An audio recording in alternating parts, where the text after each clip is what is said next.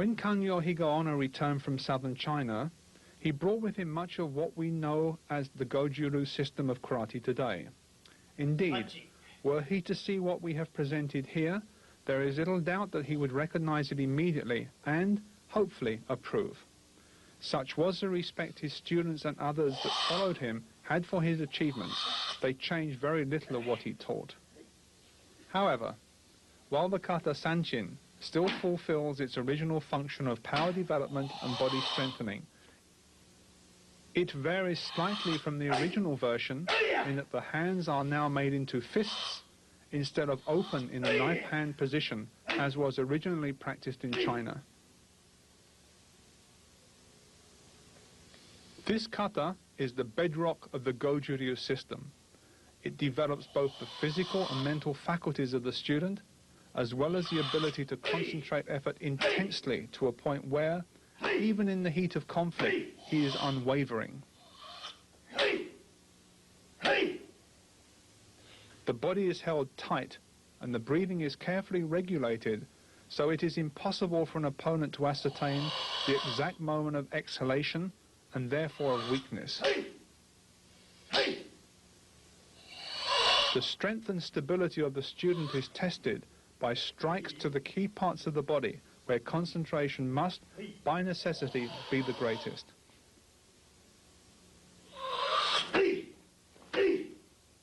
What an opponent sees when he looks at a Goju-Ryu exponent is a powerful presence, determined and capable of inflicting a massive amount of damage if provoked.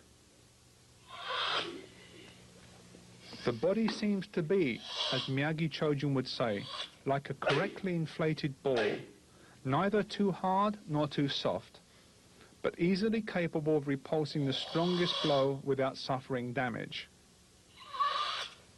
It naturally follows that the student who can withstand strong and concentrated blows will have little to fear in actual combat.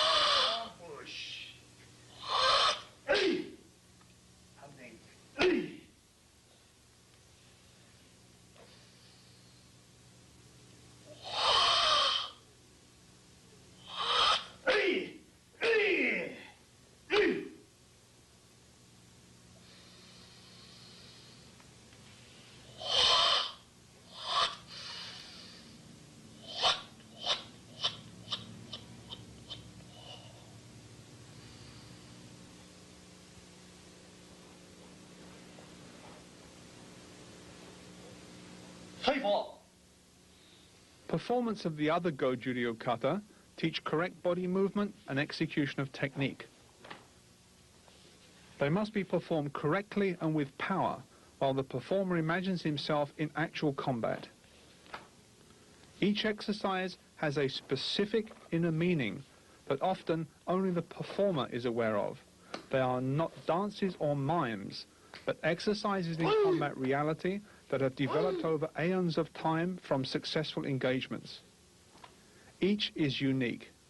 Each is a cultural treasure. And each, more importantly, can turn an undisciplined student into a devastating fighter. Yet modern karate understands little of this, and kata is often reduced to little more than a performance to score points, just as a dancer or ice skater would. The movements of the kata come to us from antiquity. They have meaning and substance and should not be reduced to a form of entertainment.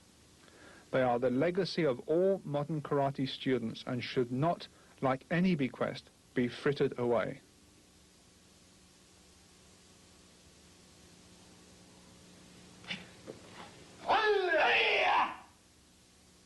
The conversion of kata from training for combat to a performance art, as in modern karate, has led to a lack of understanding of both the obvious and secret meanings of many of the movements. Generally referred to as bunkai or applications, these are the most essential elements that have been lost to all but the most traditional styles of karate.